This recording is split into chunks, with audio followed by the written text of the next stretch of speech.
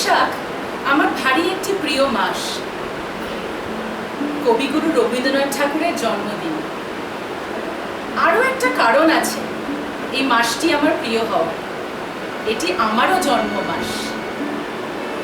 ছোটবেলায় আমাদের জন্মদিনে অত কেকের প্রচলন ছিল না। তখন আমাদের জন্মদিন পালন হতো পায়েস, মিষ্টি, লুচি আর মায়ের হাতের মাংস। আমরা সব বন্ধুরা সেইটা পালন করতাম, আর তার সাথে থাকতো আমাদের গুরুজনেরা। তো এই আমার জন্মদিন যেদিন হতো, ঠিক তার পরের দিন থেকেই শুরু হয়ে যেত আমাদের রবীন্দ্র জয়ন্তীর রিহার্সাল। প্রত্যেক বছর আমরা একই জিনিস আমরা করে যেতাম। জানি না কেন ছোটবেলা থেকেই আমাকে রবীন্দ্রনাথ, রবীন্দ্র জয়ন্তী, রবীন্দ্রনাথের কবিতা, গান, নৃত্যনাট্য খুবভাবে আকৃষ্ট করত। সেটার প্রধান কারণ ছিল আমার পারিপার্শ্বিক পরিবেশ। যে পরিবেশে আমি বড় হয়েছি, সেখানে কোনো গ্যাদারিং হলেই আলোচনা হতো সাংস্কৃতিক আলোচনা। সেখান থেকেই মনে হয় আমার মধ্যে এটি গ্রো করেছে।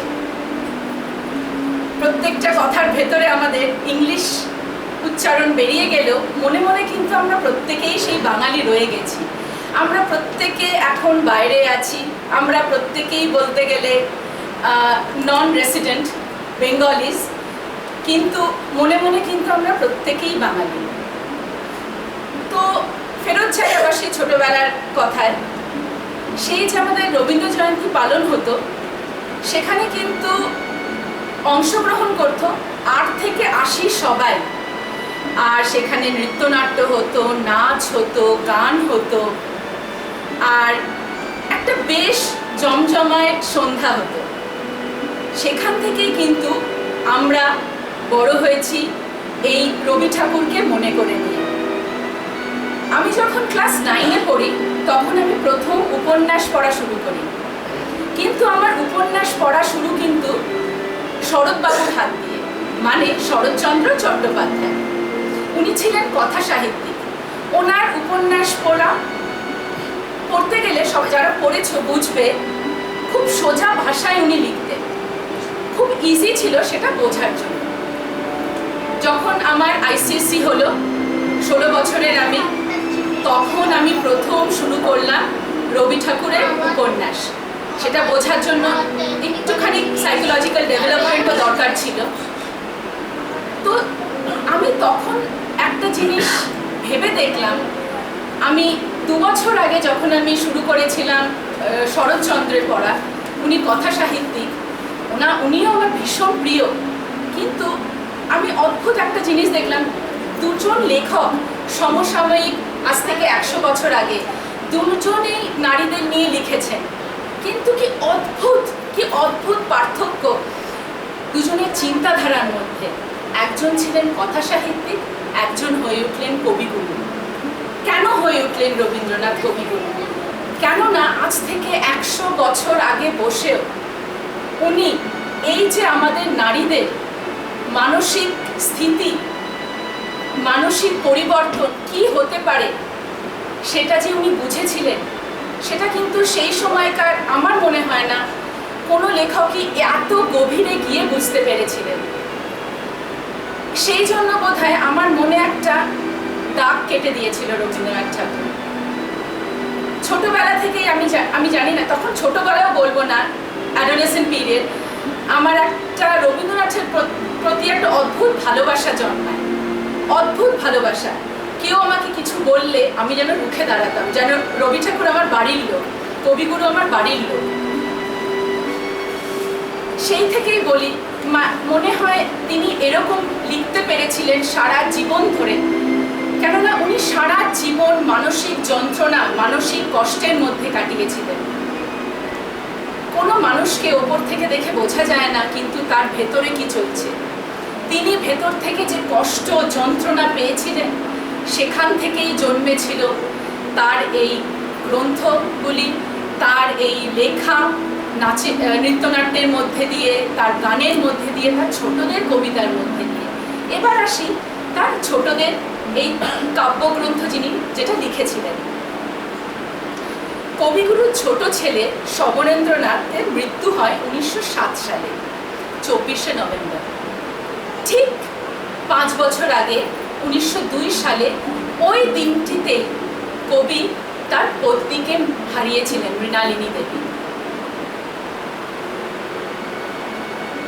এরপরে 1902 সালে কবিপত্নী বিয়োগ হওয়ার কিছুদিন বাদে হঠাৎ করে কবির মেজ মেয়ে রেণুকা, যাকে সবাই রানী বলে চেনে, যিনি রবি ঠাকুরের ভীষণ কাছের ছিলেন, অসুস্থ হয়ে পড়ল। কবি ঠাকুর ওনাকে নিয়ে গেলেন আলমোড়া সুস্থ করার জন্য। সেখানে গিয়ে রানী প্রত্যেক দিন সন্ধেবেলা বাবার কাছে একটি করে কবিতা শুনতে চাইতেন। আর অসুস্থ রানীকে মানসিক সান্ত্বনা দেওয়ার জন্য, যাতে তার কষ্ট একটু হলেও কমে, সেই জন্য রবি ঠাকুর প্রত্যেক দিন সন্ধেবেলা একটা করে কবিতা লিখতেন। যদিও রানীকে বাঁচানো যায়নি, কিন্তু সেই 1902 সাল থেকে 1907 সাল অবধি রবি ঠাকুর জীবনে অনেক কিছু ঘটে গেছে, যন্ত্রণার মধ্যে দিয়ে গেছে। এই সময় উনি যে শিশু সাহিত্যে লিখেছিলেন, সেটাই কিন্তু শিশু কাব্যগ্রন্থে প্রকাশিত হয়েছিল 1907 সালে। আর ওই যে মৃণালিনী দেবী আর ওনার ছোট ছেলে সমরেন্দ্রনাথ, এই কাব্যগ্রন্থের মধ্যে দিয়ে খোকা আর খোকার মা হিসেবে বারবার ফুটে এসছে। কবি কাব্যগ্রন্থ যারা পড়েছেন জানবেন, পুরোটাতেই মোটামুটি খোকার মাকে নিয়ে লেখা। আর সেই খোকা আর খোকার মা হলো মৃণালিনী দেবী ও তার ছোট পুত্র সন্তান সমীর। এই আজকে আমি যেই কবিতাটি বলতে চলেছি সেটি হলো কবিগুরু রবীন্দ্রনাথ ঠাকুরের লেখা লুকোচুরি। এখানে খোকা মাকে জব্দ করার জন্য কখনো বা ধোপার বাক্সে, কখনো বা আলমারির পেছনে, কখনো বা খাটের নিচে লুকিয়ে পড়ছে, কিন্তু মাকে সে কিছুতেই জব্দ করতে পারছে না। মাকে কি জব্দ করা অত সহজ? মা সবসময় খুঁজে পেয়ে যাচ্ছে খোকাকে। এবার খোকা ভাবলো, মাকে জব্দ করার জন্য যদি আমি চাঁপা গাছের চাঁপা ফুল হয়ে উঠি, তাহলে কি মা আমাকে খুঁজে পাবে? পাবে না তো। এবার শুরু করছি কবিগুরু রবীন্দ্রনাথ ঠাকুরের লেখা ছোটদের সেই কাব্যগ্রন্থ থেকে লুকোচুরি।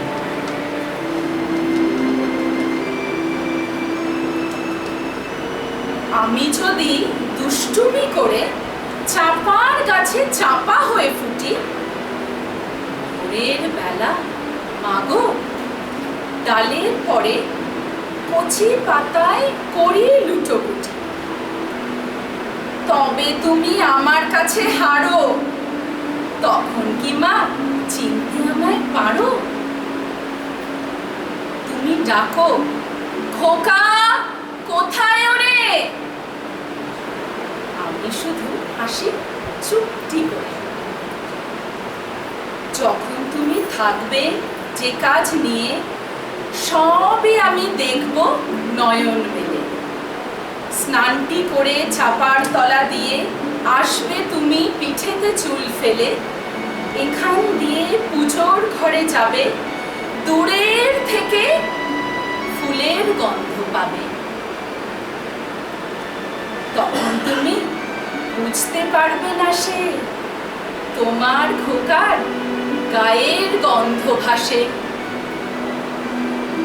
দুপুরবেলা মহাভারত হাতে বসবে তুমি সবার খাওয়া হলে, গাছের ছায়া ঘরের জানালা দিয়ে পড়বে এসে তোমার পিঠে কোলে।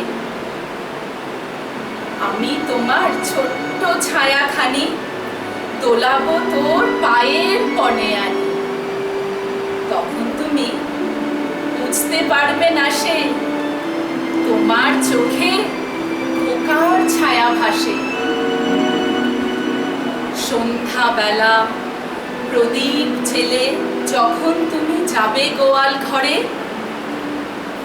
তখন আমি ফুলের খেলা খেলে টুক করে মা পড়ব ঘুমে ঝরে।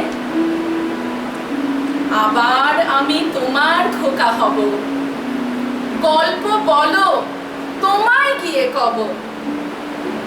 তুমি বলবে দুষ্টু ছিলি কোথায়, আমি বলবো বলবো না সে কথা তোমায়।